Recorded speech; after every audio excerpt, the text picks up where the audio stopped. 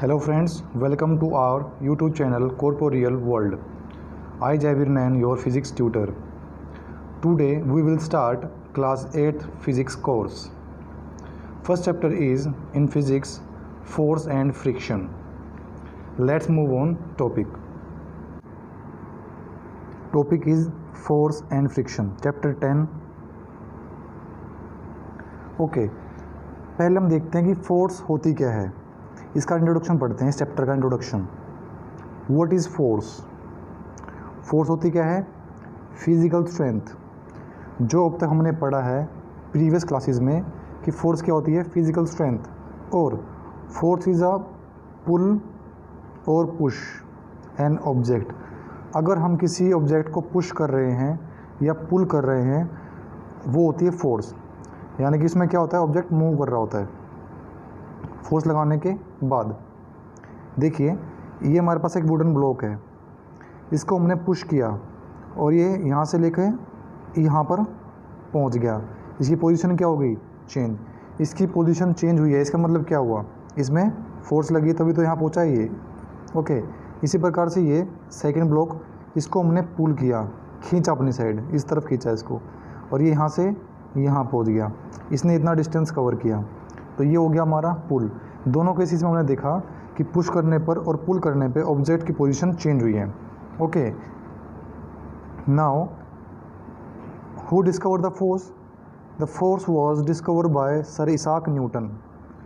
Isaac Newton के द्वारा force discover की गई थी। अब हम ये सीखते हैं कि जो हमारी ये डेफिनेशन है जो हम पढ़ते आ रहे हैं, फोर्स इज़ पुल और पुश, कि ये हमें पूरा कंसेप्ट दे पा रही है फोर्स का? नहीं। जो ये स्टेटमेंट है यह हमें फोर्स का एंटायर कंसेप्ट के बारे में नहीं बता पा रहे। अब मैं आपसे एक क्वेश्चन पूछता हूँ, अगर आप उसका जवाब दे पा रहे हैं या उसको समझ पा रहे हैं तो मैं मानता हूँ कि आपको पूरा कंसेप्ट आता होगा। अदरवाइज़ उसको पूरा पढ़ेंगे और हम सीखेंगे कि एक्चुअल में और क्या है फोर्स के अंदर। क्वेश्चन इज़ दैट, मान लीजिए ये हमारे पास सरफेस है, इस सरफेस के ऊपर मैंने एक बॉल रखी है, फुटबॉल रखी है यहाँ पर, और ये बॉल स्टेशनरी है, दैट इज़ रुकी हुई है यहाँ पर। मैं आपसे पूछूं, यह बॉल यहाँ पर रुकी हुई है इस तरीके से, तो क्या इसके ऊपर कोई फोर्स लगेगी जब वो रुकी हुई है? यस, इसके ऊपर फोर्स लगेगी। तो देखिए, जब भी कोई ऑब्जेक्ट स्टेशनरी पोजीशन में होता है, दैट इज़ रेस्ट पोजीशन में होता है, उसके ऊपर तब भी दो फोर्स लग रही होती हैं। एक फोर्स तो वो जो उसके वेट के कारण, उसका वेट जो नीचे लगाता है सरफेस के ऊपर, उसे बोलते हैं ग्रेविटेशनल फोर्स, जो अर्थ की ग्रेविटी के कारण लगती है। जो अर्थ की ग्रेविटेशनल फोर्स होती है वो क्या होती है?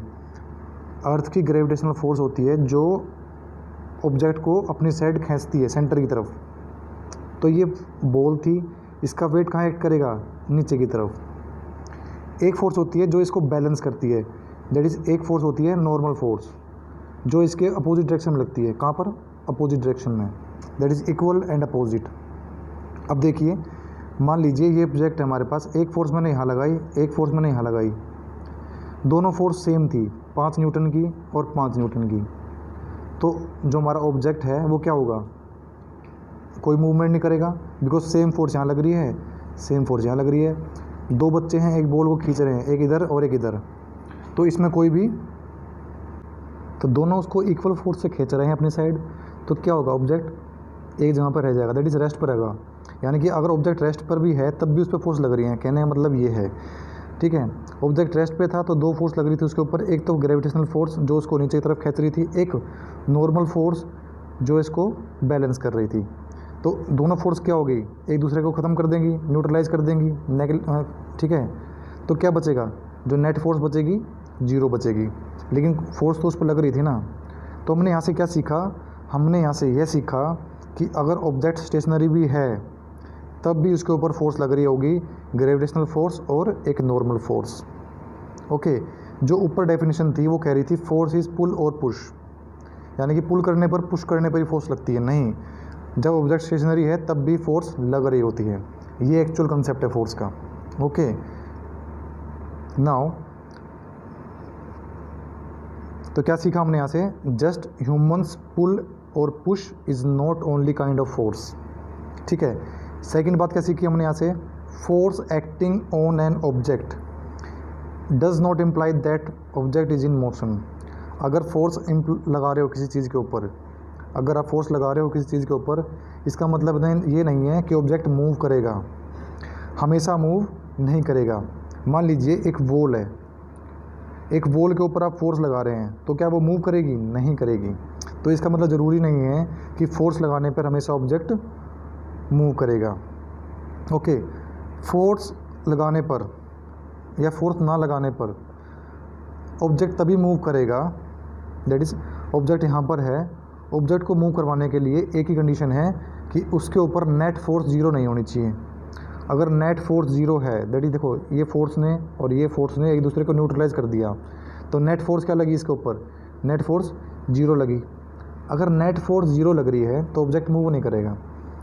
अगर इसके ऊपर कोई ना कोई, देखो एक फोर्स ऊपर से लग गई, एक डाउनवर्ड लग गई, अभी न्यूट्रलाइज कंडीशन में है। सेम एग्जांपल ये वाला, जो ये एग्जांपल है, लेकिन मैं यहाँ से इसको लात मारूँ, बॉल को पुश करूँ, तो ये यहाँ पे मूव करेगी ना।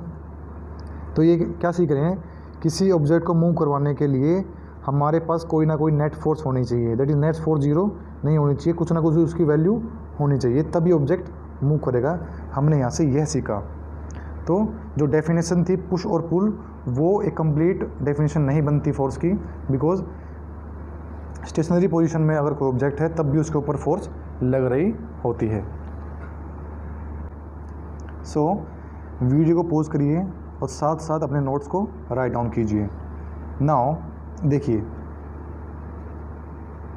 एग्जाम्पल क्या था, वहाँ पर एक बॉल ली थी, उस पर नेट फोर्स क्या थी? ज़ीरो थी जब वो रेस्ट में थी, दैट इज स्टेशनरी थी। लेकिन मैंने यहाँ से क्या किया, यहाँ से हमने इस पे ऊपर फोर्स लगाई, पुश किया इसको। पुश करने पे क्या होगा?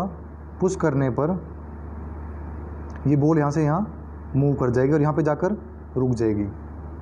देखिए आपने फोर्स लगाई और बॉल यहाँ पर जाकर रुक गई। ये बॉल यहाँ पे जाकर रुकी क्यों? आपने फोर्स लगाई तो इस तरह से मूव करती रहनी चाहिए वो, नहीं।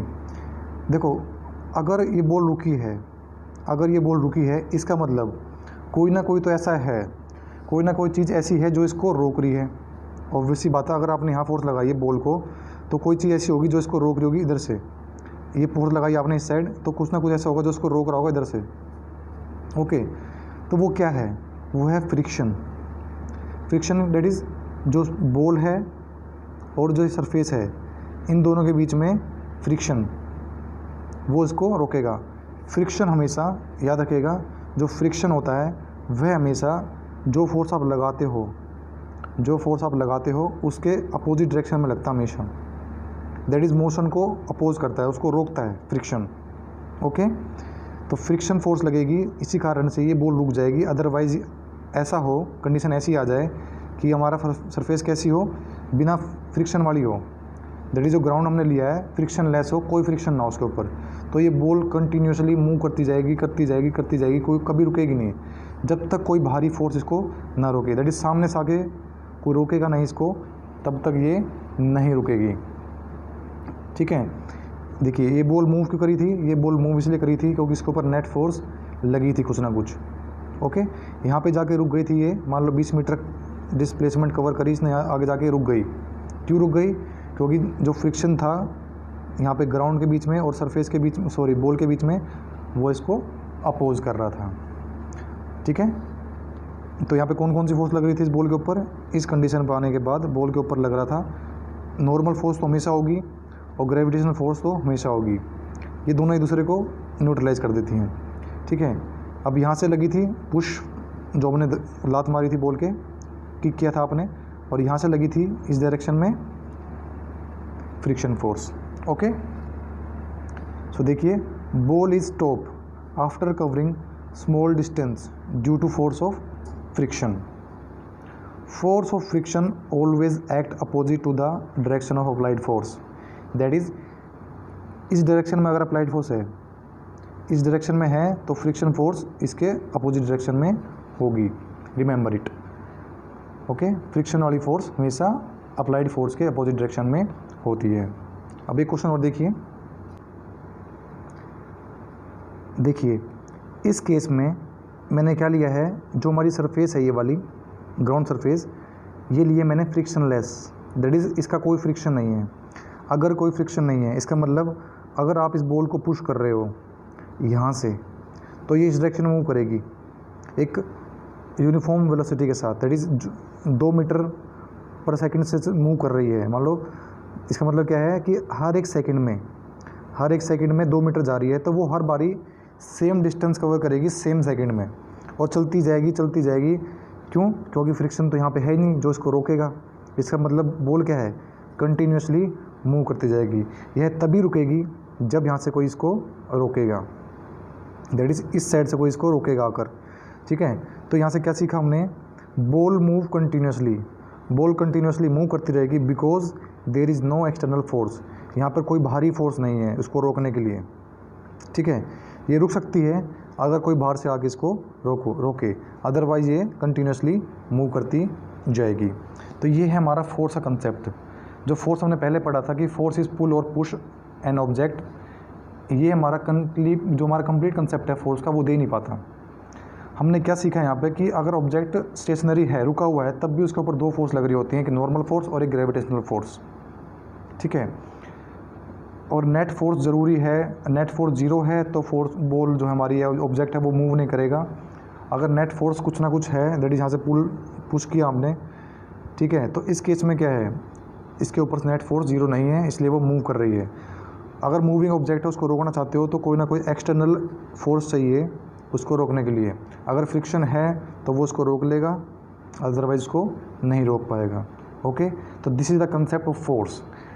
Please pause the video and write down your notes. We will meet in next video.